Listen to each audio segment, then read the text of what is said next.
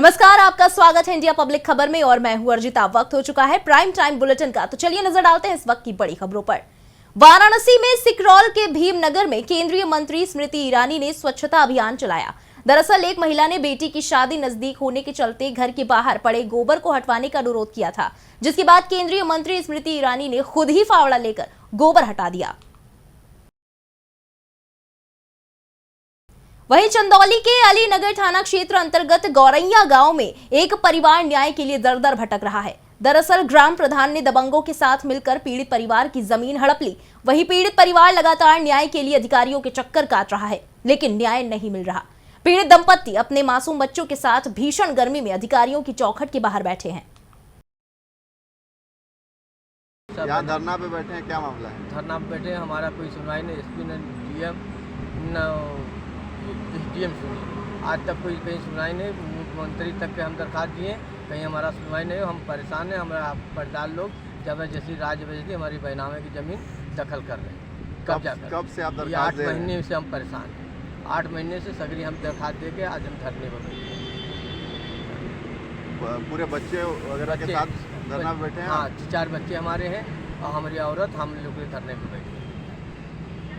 कब तक चलेगा धरना, क्या करेंगे आप? अब जब डीएम सुने, एसडीएम सुन ले। कौन लोग हैं जो आपके जमीन को नहीं कब्जा कर? हमारे में एक मोहम्मद है, प्रधान है, हाँ 5 आदमी हम लोग के प्रधान किए, प्रधान समेत, प्रधान के गांव समेत, दिलदार उस्मान। आपने इसकी शिकायत वहाँ पे कोतवाली में की थी, अलीनगर? कोतवाली में गए थे सर, कल गए थे कोतवाली में, कल नहीं हुआ। राजस्व विभाग में कोई शिकायत? लेखपाल कानून को सब नकपाल करनी को, नकपाल का तरह बंजर है, उसके बाद बंजर भी बंद कर दिया। आप करा कि तुम्हारा है, मगर खाली नहीं करवा, जबरदस्ती दखल करवा रहा हूँ। आप यहाँ धरने पे बैठी हैं, क्यों धरने पे बैठी हैं? साहब हमारे संगे न्याय नहीं हो रहा है, हम लोग तो मार रहे हैं, हमारी जमीन को लूट रहे हैं। हम स्टेडियम कौन मार रहा है आपको? कौन? मोहम्मद, उस्मान, दिलदार और प्रधान। अच्छा, मारे पीटे भी हैं आपको? हाँ, थाने में गई थी तो क्या हुआ? थाने में गए, थाने में एसओ साहब फोन किए, चौकी इंचार्ज के, चौकी इंचार्ज हमारी कोई सुनवाई नहीं कर रहे हैं। लेखपाल जमीन आपको दे दिए हैं? नकपाल साहब आए, नापे हैं, हमसे 25,000 रुपया भी लिए, हमारी पक्की फरमाइश से नापे जमीन, और हमारी कोई रिपोर्ट नहीं लगाई। आज तकले झगड़ा लगा दिए। 25,000 रुपया कैसे दिया था आपने? नापी कराई, लेखपाल को दिया था? हाँ नकपाल साहब। आप धरने पे क्यों बैठी हैं? कब किस धरने पर ही बैठे हैं साहब कि हमारी कोई सुनवाई नहीं हो रहा। हम पेपर देते देते हम लिखा पढ़ी कर थक गए थे।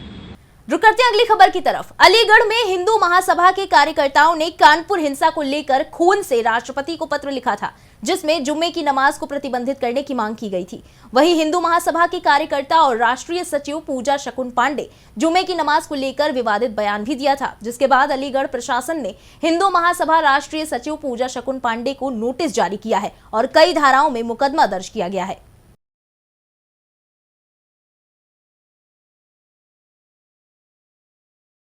ने बताया है कि मेरे खिलाफ एक मुकदमा दर्ज हुआ है।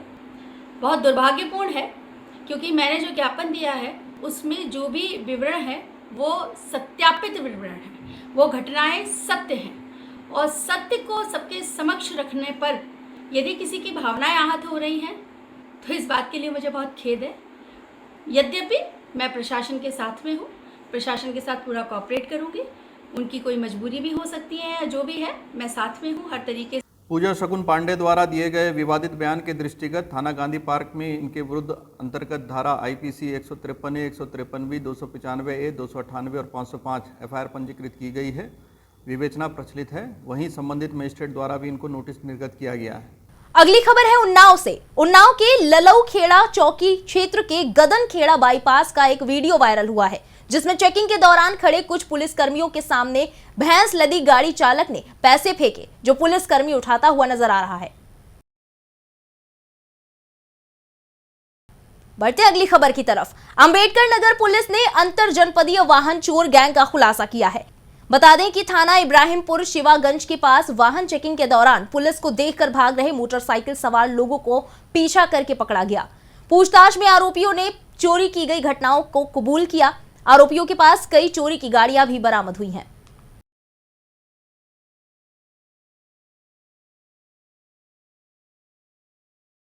ये मोडस ऑपरेंडी ये है कि विभिन्न जनपदों, सीमावर्ती जनपदों और खुद अम्बेडकर नगर में मोटरसाइकिल चोरी कर लेते हैं।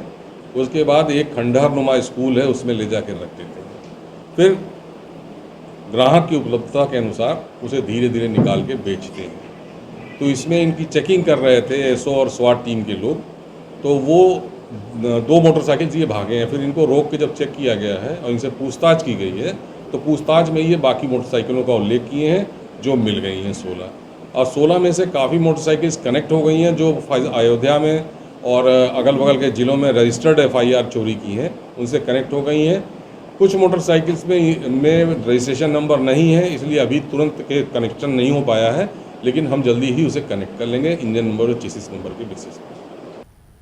उन्नाव जिला अस्पताल दलालों का अड्डा बन गया है, जहां दलाल मरीजों को बहला फुसलाकर निजी अस्पतालों में ले जा रहे हैं। दलालों का वीडियो भी वायरल हुआ है। बड़ी बात यह है कि कानपुर और नवाबगंज से ये उन्नाव आते हैं। ये एक कंपनी की तरह काम करते हैं, जिसमें रविता, बबीता, सुदामा, ममता, अनीशा और नीशू नाम के दलाल काम करते हैं। स्वास्थ्य महकमा जानकारी के बाद भी अनजान बना हुआ है।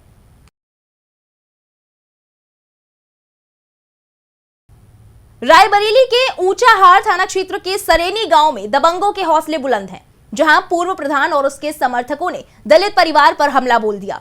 इस दौरान जमकर लाठी डंडे चले, साथ ही असलहे लहराए गए, जिसका वीडियो कैमरे में कैद हो गया। मारपीट में घायल लोगों को जिला अस्पताल में भर्ती कराया गया है।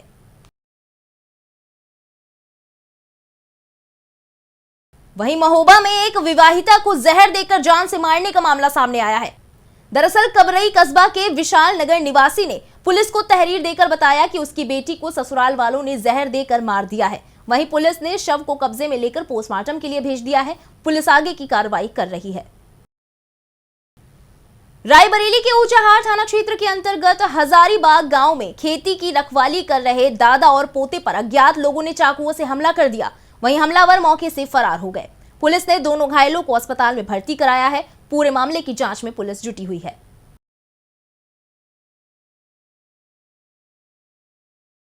ये हमारे पिताजी हैं और भतीजा हैं। ये खेत में वहाँ कबार किए थे, वहीं जो है रखवाली कर रहे थे और वहाँ रात को सो गए थे। उसके बाद एक आदमी आया, चाकू से पहले भतीजा को मारा और उसके बाद फिर वो भतीजा भागा कि शायद हमको छोड़ दें, हमको मार रहे हैं। तो कुछ दूर भागा, उसके बाद पिताजी को मारने लगा तो फिर वापस गया। फिर सर पे खूब 3-4 बार मतलब पिताजी के मारा, हाथ में मारा और उसके बाद ये लोग भागने लगे तो वो भी भाग गया। पहचान में आया नहीं वो। पहचान पाए कि नहीं? पहचान नहीं पाए सर, वो खाली अंडरवियर पहने था और पहचान नहीं पाए। आधी उम्र का मतलब। अच्छा, कोई पुरानी रंजिश तो नहीं थी? पुरानी रंजिश तो नहीं थी सर, हम नहीं बता थाने का मामला है? ये ऊंचाहार का है सर। बढ़ते अगली खबर की तरफ, जहां कन्नौज के GT रोड पर अतिक्रमण के खिलाफ फिर बुलडोजर गरजा है। वहीं अतिक्रमण हटाओ अभियान के दौरान लोगों की प्रशासन से नोकझोंक भी हुई। इस दौरान SDM, पालिका EO, नायब तहसीलदार समेत तमाम कर्मचारी मौजूद रहे। अलीगढ़ GM सेल्वा कुमारी ने तहसील खैर क्षेत्र के नवीन नगर पंचायत टप्पल और नगर पंचायत जट्टारी का निरीक्षण किया। इस दौरान उन्होंने ग्रामीण क्षेत्रों में अमृत सरोवर निर्माण कार्य में तेजी लाने के निर्देश दिए। वहीं तालाबों पर कब्जों की जानकारी ली। उन्होंने बताया कि नगर पंचायत के सौंदर्यीकरण का काम चल रहा है, जबकि नई नगर पंचायतों पर रेवेन्यू मिलने के बाद जून से काम शुरू हो चुका है।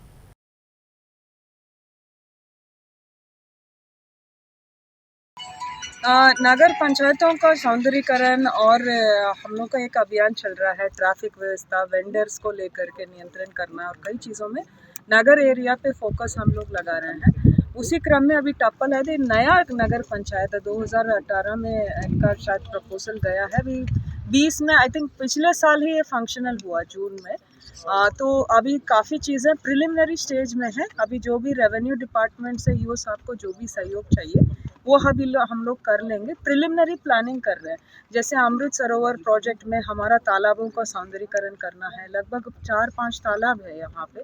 एक तो काम स्टार्ट कर दिए हैं, बाकी ज़मीनों का भी चिन्हांकन कर देंगे ताकि ये आगे जा करके अपना कार्य योजना बना करके अगले फाइनेंशियल जो भी प्रपोजल है उसमें कर लेंगे। मैम, कुछ तालाब हैं जो अभी लोगों ने जगह जगह से दबा रखे हैं, अभी तक वो पूर्ति नहीं है। ये तालाब आपके पीछे, इसका भी पूरा नहीं है।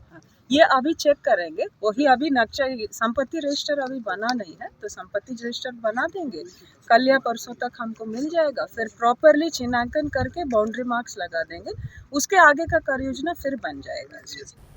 अगली खबर है मिर्जापुर से। मिर्जापुर के जंगी रोड स्थित मंडी समिति में फल सब्जी के दुकानदारों को सुविधा देने के बजाय लूट खसोट जारी है। लाइसेंस धारक आढ़तियों को लाभ की बजाय नुकसान उठाना पड़ रहा है, जबकि गैर लाइसेंसी आढ़ती प्रतिबंधित प्लेटफॉर्म पर डटकर व्यापार करते हुए राजस्व को क्षति पहुंचा रहे हैं।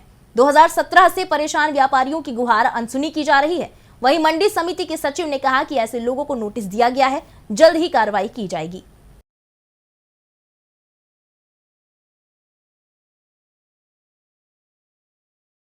क्या परेशानी हो रही है? परेशानी है कि 8 लाख रुपए का हमने क्वार्टर लिए हैं, आज तक वहाँ कुत्ता तक नहीं जा रहा है। मनाही का कोई बात ही नहीं है। अधिकारी लोग बोले थे कि यहाँ पे 3 नंबर प्लेटफार्म पर सब्जी मंडी रहेगा, इसलिए हम लोग नीलामी में लिए थे। 8 लाख 9 लाख 7 लाख जिसको जितने का है वो लिया। आज तक कोई अधिकारी इसका एक्शन भी नहीं लिया, खाली पैसा खा रहे हैं। अधिकारी लोग खा रहे हैं 2 नंबर प्लेटफार्म पर, जो कि कृषि बाजार के लिए आरक्षित है।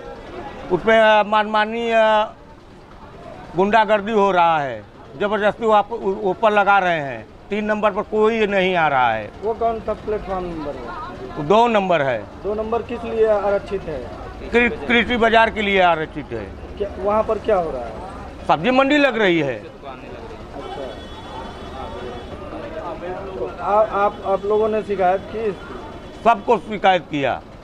कोई नगर मजिस्ट्रेट, डीएम साहब के, कमिश्नर के, मंडी डायरेक्टर को, डीडीए को। क्या बोले? सब आश्वासन दे कर बस 10 रोज में हो जाएगा, 5 रोज में हो जाएगा, बस इतने ही कर रहे हैं। कह के बस हो गया। प्रमोद जी, एक बात बताइए, आप कहाँ इस समय कहाँ पर हैं? हम नवीन मंडी समिति जंगी रोड मिर्जापुर में हैं। क्या है आप लोगों को? आप आढ़तिया हैं और जी, हम आढ़ती हैं। परेशानी हो रही है, आप लोग हमसे बोल रहे थे कि परेशानी हो रही है। क्या परेशानी हो रही है? देखिए, जैसे कि हमारा 2 फर्म है, एक मनोज कुमार फ्रूट कंपनी, एक आदर्श ट्रेडिंग कंपनी। हमने दुकान भी ले रखा हूँ। अभी आप जहाँ खड़े हैं ये मेरी दुकान है B23। यहाँ मंडी में अधिकारी लोग अवैध रूप से वसूली कर रहे हैं, कोई कार्य नहीं हो रहा है। अवैध लोग कार्य कर रहे हैं, जो लाइसेंसी हैं वो कार्य नहीं कर पा रहे हैं, जिससे राजस्व की क्षति हो रही है। जैसे कि देखिए, हमारी टमाटर की गाड़ी लगी है, अभी तक माल नहीं बिक पाया है। इसका कारण ये है कि हम लोग की दुकानें पीछे पड़ती हैं। जो कृषि बाज़ार के लिए प्लेटफार्म आरक्षित है, उस पर अवैध रूप से अधिकारी लोग पैसा वसूली कर रहे हैं, दुकान लगवा रहे हैं। किस चीज़ की दुकानें लगवा रहे हैं? सब्जी की दुकानें लगती हैं, उसमें सारी हरी सब्जियां हैं, हरी से लेकर सूखी सब्जियां तक हैं सब। व्यापारियों का कहना है, यहाँ जो सब्जी मंडी में है जो व्यापारी हैं, उनका कहना है कि प्लेटफार्म नंबर 3 खाली पड़ा है और प्लेटफार्म नंबर 2 पर सब्जी बिक रहा है, जबकि उसको 3 पर बिकना चाहिए। क्या है प्रकरण? प्रकरण ये है कि मंडी में पहले प्लेटफार्म नंबर 2 पर ही व्यापार होता था। बाद में प्लेटफार्म नंबर 3 बना और उसके चारों तरफ दुकानें भी बनी, तो दुकानों का अलॉटमेंट हुआ और अभी उधर व्यापार शिफ्ट नहीं हो पाया था। हम लोग प्रयास कर रहे हैं, अभी भी व्यापारियों को नोटिस दी गई हैं और कि वो लोग अपने दुकानों पे जाके व्यापार करें, ताकि जिससे कि और जो लोगों के पास दुकानें नहीं हैं उन लोगों को प्लेटफार्म नंबर 3 के आसपास अस्थायी रूप से आवंटित कराकर वहाँ पे व्यापार को सुचारू रूप से चलाया जाए। इसके लिए हम लोगों ने नोटिस दिया। नोटिस का जवाब अभी फ़िलहाल किसी का नहीं आया। अब हम लोग उस पर आगे कार्रवाई करने की तैयारी में हैं। अच्छा, तो व्यापारियों का कहना है सर कि हम लोग काफ़ी महंगे रेट पर दुकानें अलॉट कराए हैं और 2016 से हम लोग को काफ़ी नुकसान हो रहा है। जी, 2016 में व्यापारियों ने दुकानें अलॉट कराए, 2016 नहीं 2017 में है। तो अलॉटमेंट हुआ, उसके बाद करीब 2 साल तक पैसा नहीं जमा हुआ था। फिलहाल प्रयास करके उसको जमा कराया गया है उन लोगों से। अब उसके बाद की इधर 2 साल कोरोना काल का समय चला, उसमें भी दूर दूर ही व्यापार कराने की ही हम लोगों की योजनाएं थी, ताकि किसी तरह से संक्रमण की स्थिति न हो। अब इधर हम लोगों ने मई में नोटिस दिया है और नोटिस का भी फिलहाल कोई वो नहीं हुआ है और अब आगे हम लोग कार्रवाई करने के लिए तैयारी कर रहे हैं ताकि उधर भी व्यापार को सुचारू रूप से चलाया जा सके। बरेली के बहेड़ी थाना क्षेत्र में अलग अलग 2 दुकानों पर नकली सिलाई मशीनें पकड़ी गई हैं, जिस पर उषा कंपनी का टैग लगा हुआ है। बता दें कि काफी वक्त से उषा कंपनी की नकली सिलाई मशीनें बाजार में बेची जा रही थी। उषा कंपनी के मैनेजर ने बताया कि उनके पास काफी वक्त से उषा नाम की नकली सिलाई मशीनें मार्केट में बेचे जाने की शिकायत आ रही थी, जिसकी पुष्टि के लिए उन्होंने कंपनी की ओर से कुछ लोगों को ग्राहक बनाकर दुकानों पर भेजा, जिसके बाद यह खुलासा हुआ। वहीं शिकायत के बाद पुलिस ने आरोपियों को पकड़ा और देर रात छोड़ दिया।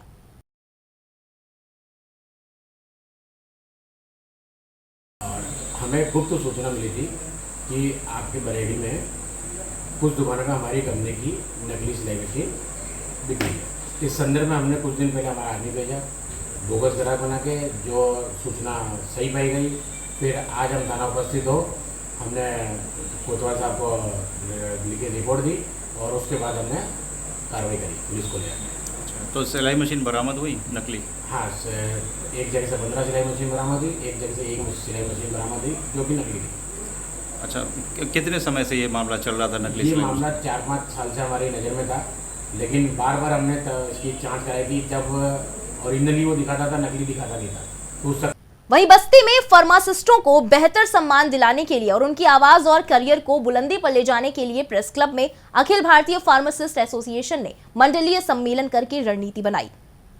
अखिल भारतीय फार्मासिस्ट एसोसिएशन पिछले कई वर्षों से फार्मासिस्टों के हक के लिए लड़ाई लड़ रही है। बैठक की अध्यक्षता चुनाव प्रभारी विजय पांडे ने की। रुक करते हैं अगली खबर की तरफ। पीलीभीत के पूरनपुर थाना क्षेत्र में 3 दिन पहले हादसा हो गया था, जहां अज्ञात वाहन की टक्कर से मोटरसाइकिल सवार 2 लोग नहर में गिर गए, जिनके शव आज पुलिस ने बरामद किए हैं। बता दें कि दोनों मृतक रिश्ते में भाई हैं। पुलिस ने दोनों शवों को पोस्टमार्टम के लिए भेज दिया है। वहीं पुलिस आरोपी अज्ञात चालक की तलाश कर रही है।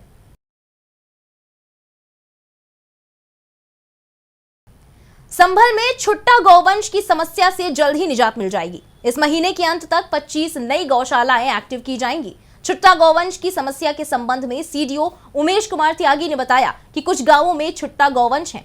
जिले में 2 वृहद और 38 गौशालाओं में 6000 से ज्यादा गायें हैं। जून के अंत तक 25 नई गौशाला चालू हो जाएंगी, मगर लोग गायों को लेकर सहयोग करें, तभी समस्या का समाधान होगा।